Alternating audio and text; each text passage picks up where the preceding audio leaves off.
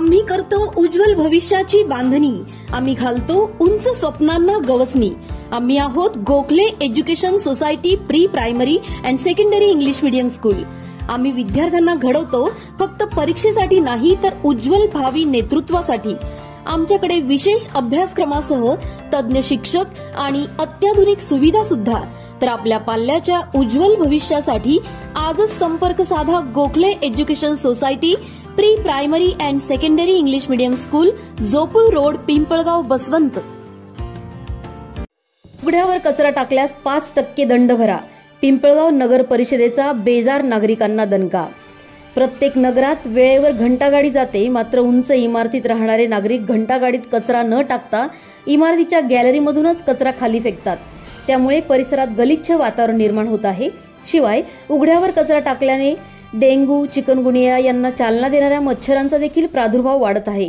यासह मोकाट कुत्रे आणि मोकाट जनावरांचा देखील वावर वाढला असून शहरातील वॉर्ड्स हे आरोग्यासाठी धोकेदायक बनत आहेत। त्यामुळे उघड्यावर कचरा टाकल्यास दंडात्मक कारवाई केली जाईल असा इशारा पिंपळगाव नगर परिषदेचे आरोग्य प्रमुख HR ठाकरे यांनी दिला आहे।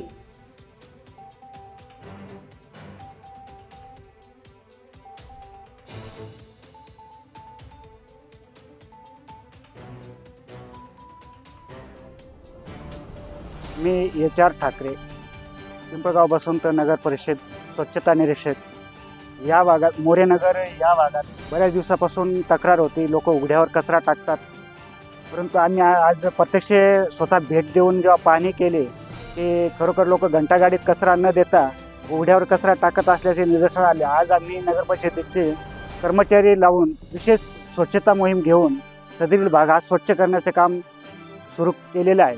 तसेच शेजारी राहणाऱ्या इमारतीमध्ये जे कोणी नागरिक असतात त्या नागरिकांना सर्वांना आम्ही आता आज मौखिक सूचना देऊन उघड्यावर कचरा टाकल्यास दंडात्मक कारवाई करण्यात येईल व यापुढे असं आढळल्यास पुढील कारवाई करण्यात येईल अशी स्पष्ट सूचना आम्ही देणार आहेत।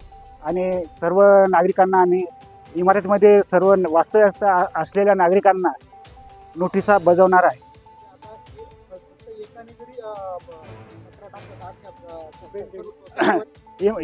इमारतीमधील एकाही नागरिकांनी जर कचरा टाकला तर सर्व इमारतीतील सर्व नागरिकांना जबाबदार धरण्यात येईल अशी सगळ्यांना आम्ही सूचना देणार आहेत नगर परिषदेमार्फत।